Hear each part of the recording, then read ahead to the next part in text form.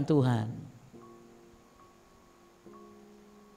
Tuhan berkati saya agar saya bisa hidup memuliakan namanya, mengagungkan namanya.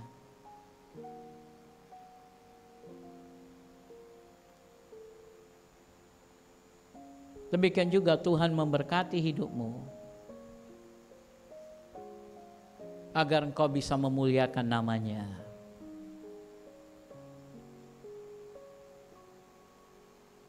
Nama Tuhan harus dimuliakan di muka bumi ini. Uang, harta, rumah yang kau punya, semua itu akan kau tinggalkan di bumi satu hari. Engkau enggak butuhkan itu di surga nanti. Tuhan memang berkati hidupmu, benar. Tapi jangan sampai hatimu berada di dunia ini. Kalau engkau membangun kekayaan hartamu di dunia ini, engkau akan lenyap dengan semua keinginannya.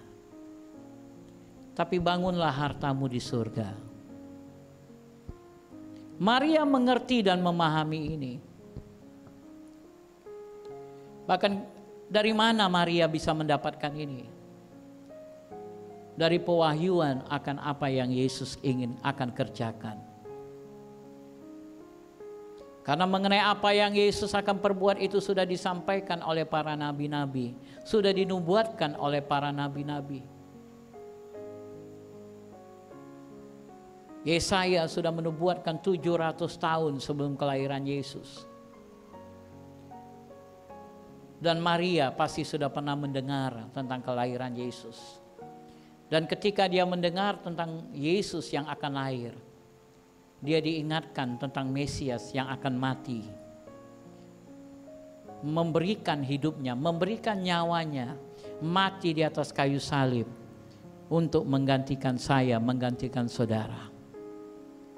Itulah yang dikatakan dalam Yohanes 17 ayat 4. Aku telah menyelesaikan tugasku di bumi, mempermuliakan namamu. Apa tugasmu di bumi ini? Apa tugasmu di bumi ini?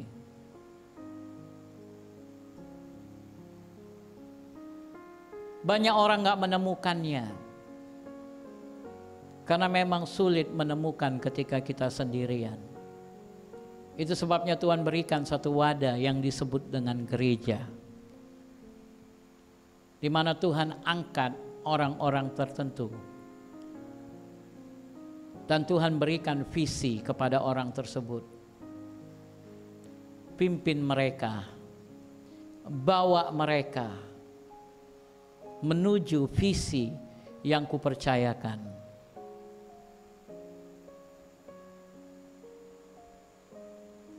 Seperti contohnya, saya katakan kita akan ke Brastagi.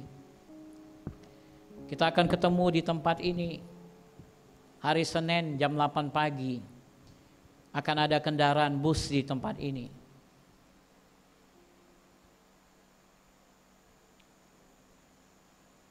Saya mempersiapkan segalanya. Kemudian tibalah harinya, saudara naik. Saudara nggak perlu tanya lagi, Pak kita mau kemana? Karena sudah disampaikan ini visinya. Kita mau ke Brastagi. Saudara tinggal naik ke bus dan kemudian menikmati perjalanan dan tibalah di Brastagi.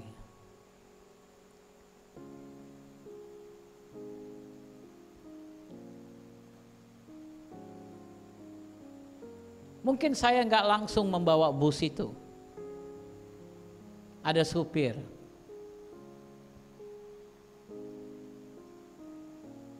Supir itu membantu saya, tapi saya yang ceritakan kepada dia, kami mau ke Brastagi, berapa ongkosnya? Saya yang berbicara kepada dia. Supir itu adalah bagaikan teamwork. Bahasa yang biasa kita dengar, panitia. pengerja di dalam pelayanan. Saya sampaikan visi kepada mereka. Ini visinya, kita akan ke Brastagi. Maka supir tadi mempersiapkan busnya.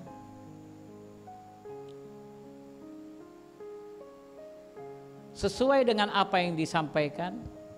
Semua dia periksa remnya, periksa minyaknya, periksa semua kebutuhannya.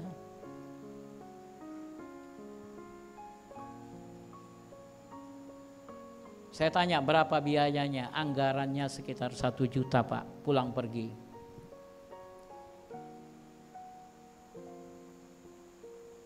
Ya biayanya 1 juta, ayo mari sama-sama kita, saya katakan, saya bagikan.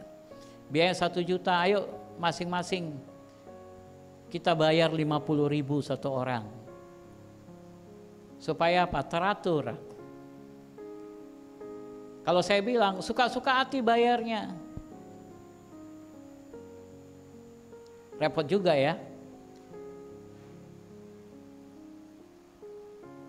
Ayo bersama-sama kita pikul, karena kita yang akan menikmati berkat itu. Kita akan sampai kepada tujuan perjalanan kita.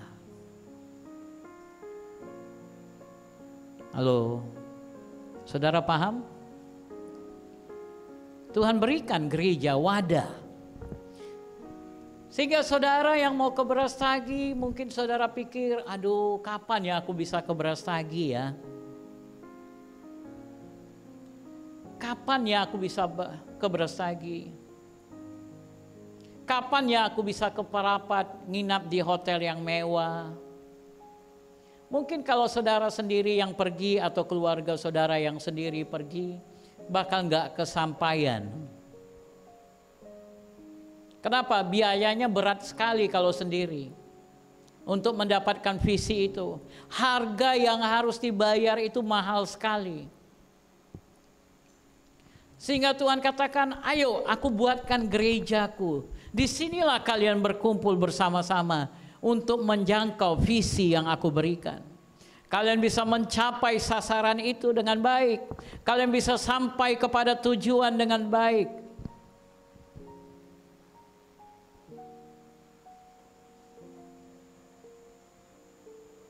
Gereja Tuhan.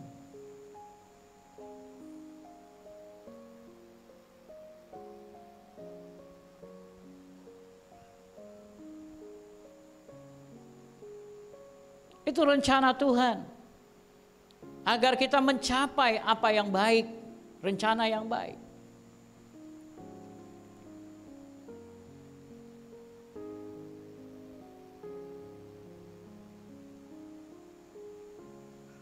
Bagaimana caranya?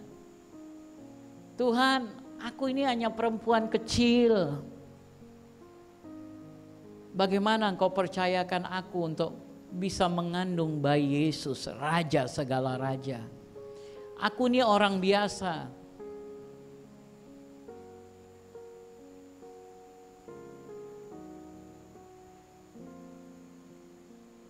Dan saudara lihat bagaimana kisah selanjutnya. Ya karena memang orang biasa, bayinya pun lahirnya di mana? Di kandang domba. Mereka berjuang sana sini mencari tempat penginapan. Mereka berjuang. Tapi bayi itu harus lahir, sudah ditentukan. Bayi itu harus lahir. Tepat 9 bulan bayi itu lahir. Hanya Goin yang lahir 11 bulan, saudara.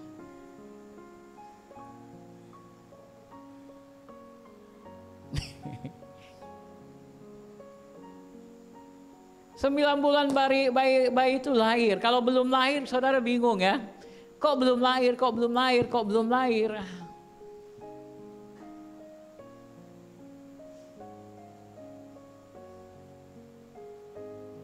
Sehingga saudara ke dokter, dokter bilang, oh beset aja, operasi, sesar. Ya kita pun ngikut saudara ya.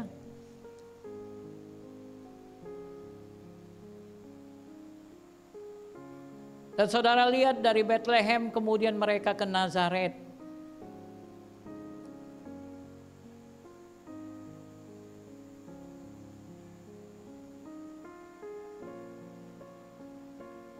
Melewati begitu banyak, dari Nazaret kemudian menyingkir ke mana? Mesir, lari dari Herodes. Karena Herodes mau membunuh bayi Yesus. Sehingga dia harus menyimpan, membawa lari bayi Yesus ini. Kenapa? Karena dia sang juru selamat, belum waktunya dia mati. Dia harus matinya di kayu salib.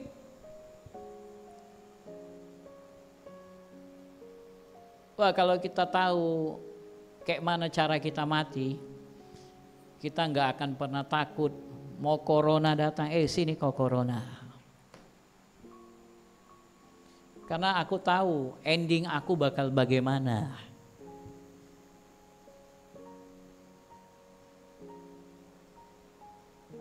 Tapi ada waktunya Tuhan bilang, ayo sembunyikan dulu bayi Yesus.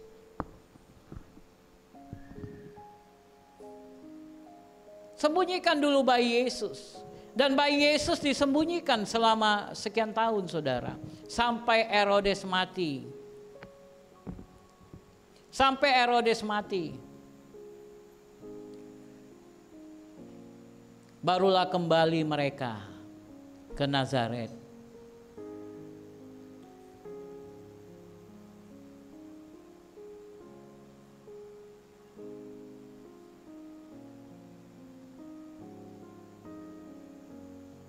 Kemudian dibawalah Yesus umur 12 tahun ke bait Allah. Dan juga pertanyaannya, banyak orang bertanya setelah itu, di mana Yusuf setelah itu? Dan kemudian setelah itu kisah Yesus gak pernah lagi diceritakan. Di mana Yesus? Banyak orang berandai-andai, oh dia mungkin sedang ada di Tibet, sedang ada di ini, di itu, di Gunung Himalaya, di mana-mana saudara. Banyak orang berandai-andai, di mana Yesus? Dari umur 12 tahun sampai umur 30 tahun.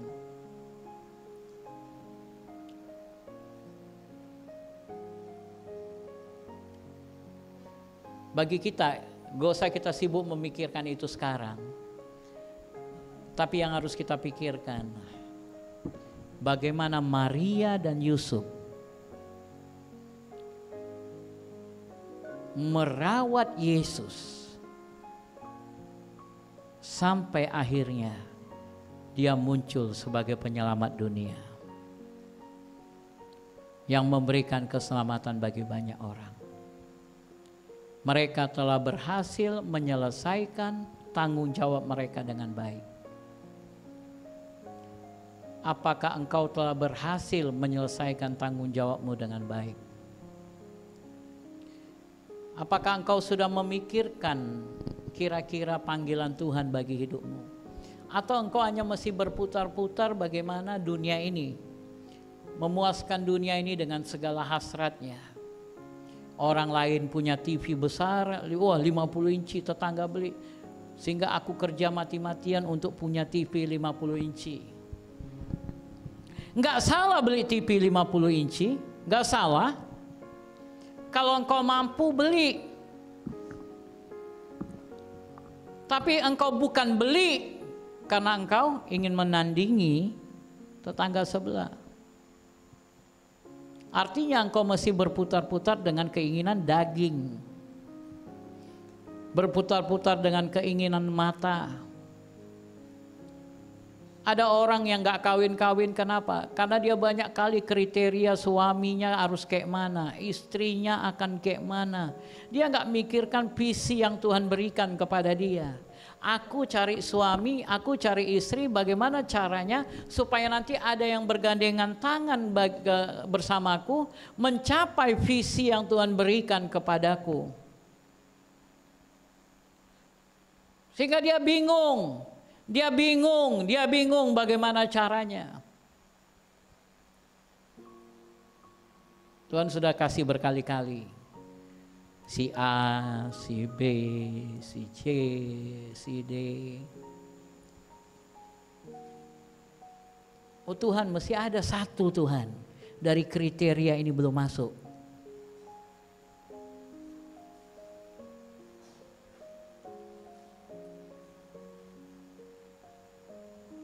Halo, memang ada orang-orang yang khusus, apa namanya? Nggak menikah. Apa kaum apa namanya itu? Mungkin saudara salah satu dari orang-orang itu. Nggak usah cari-cari lagi lah.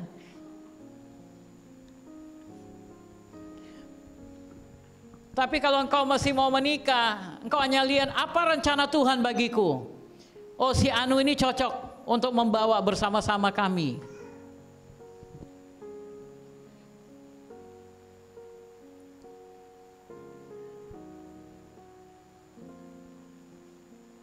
Oh enggak Pak, harus ukur dulu panjangnya, lebarnya, tingginya. Mau beli apa saudara?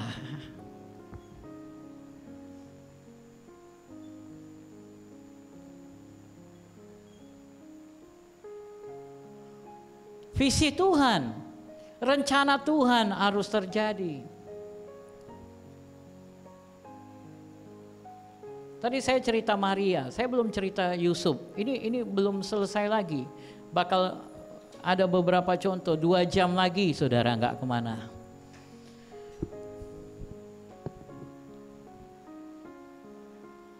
Ya mungkin Maria ini cantik saudara.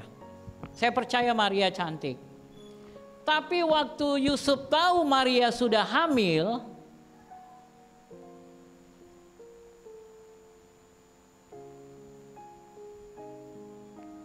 kayak mana kira-kira orang hamil? Ini banyak mama-mama sini yang pernah hamil. Apakah waktu dia masih gadis dengan waktu dia hamil sama ukurannya, sama bentuknya?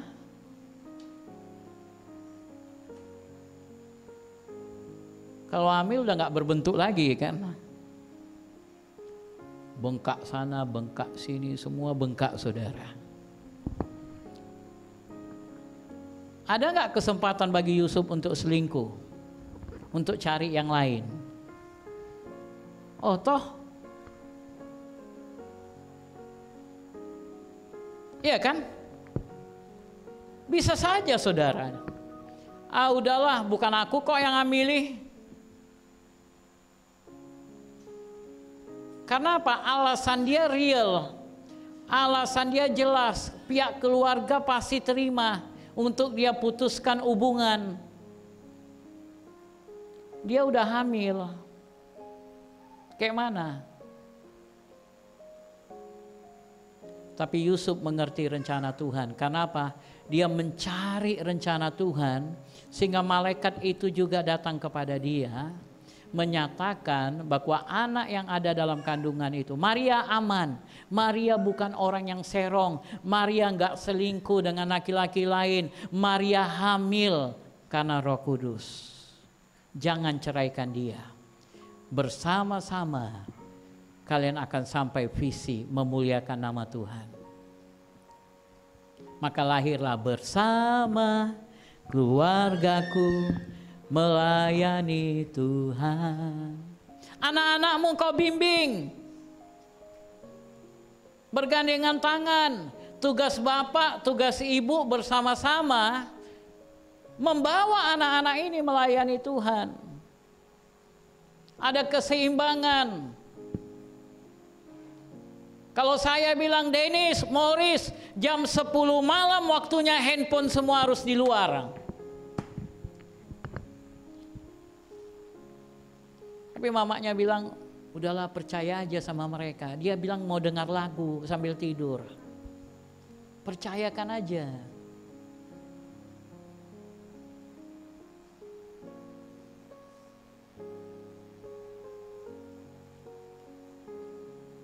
Sehingga saya bilang, oke, jangan buka YouTube, jangan buka yang lain. Hanya lagu-lagu untuk kalian dengar untuk ini sambil tidur ya.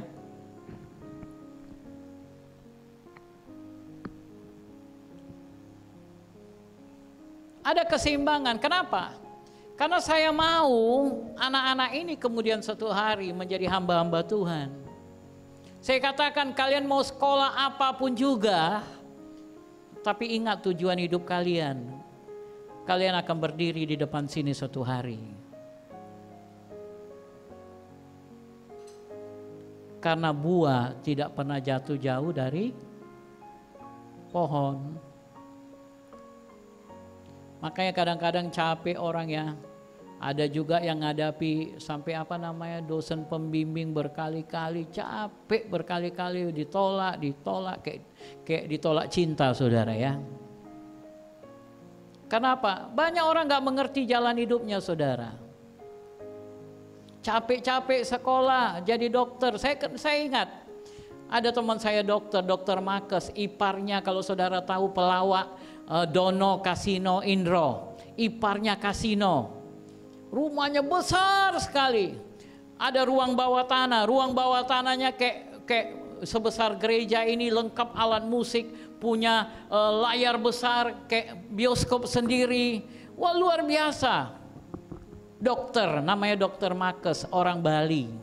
Belum lagi hotelnya di Bali, saudara. Orang kaya.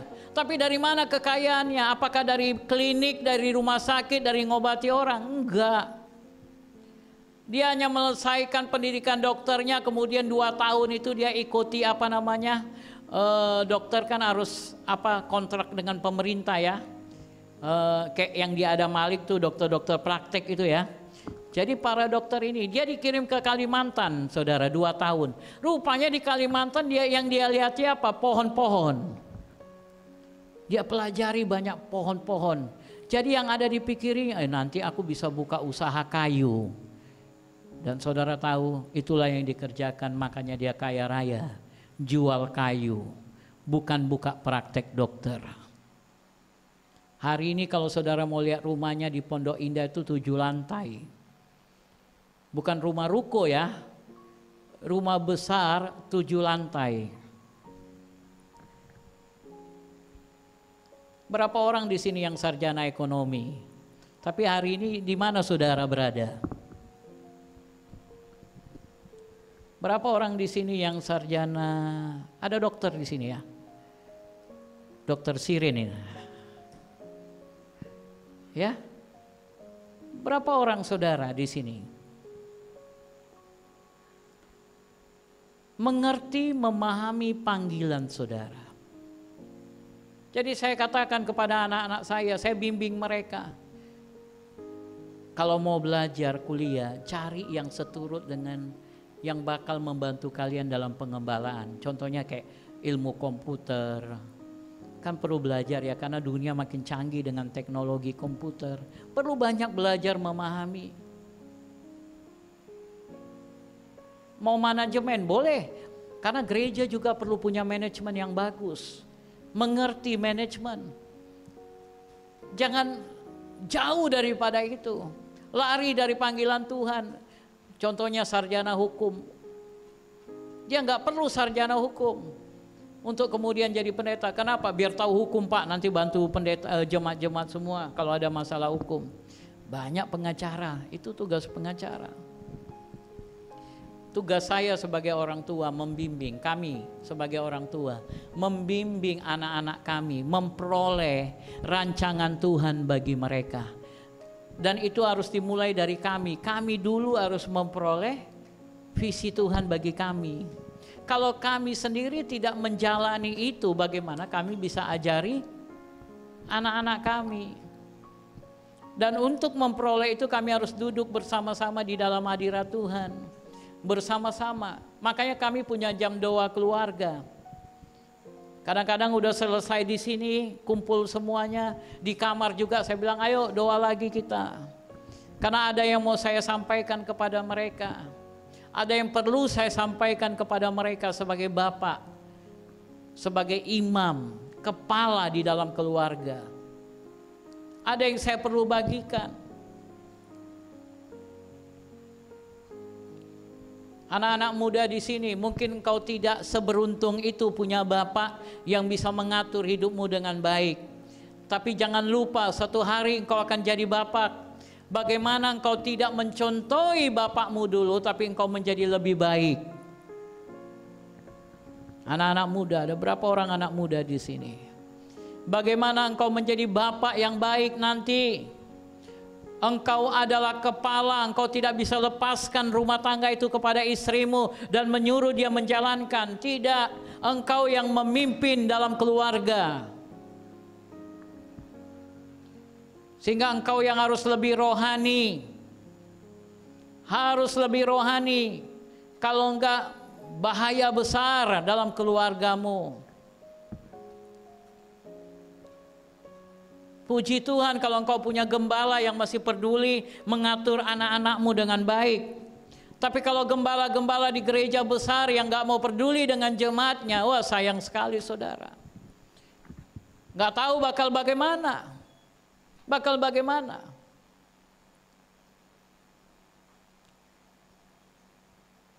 Sedih sekali ketika kita melihat anak-anak kita meninggalkan Tuhan.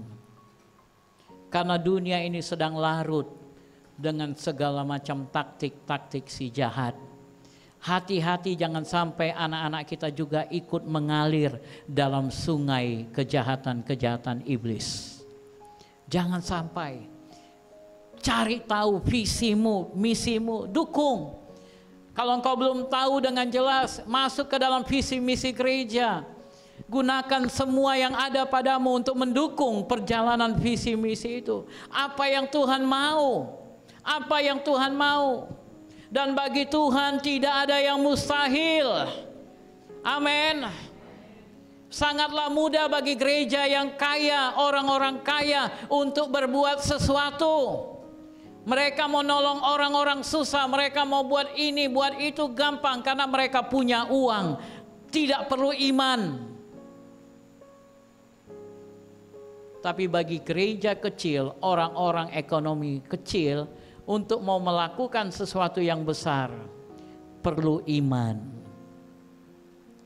Itu yang dimiliki oleh Yusuf dan Maria.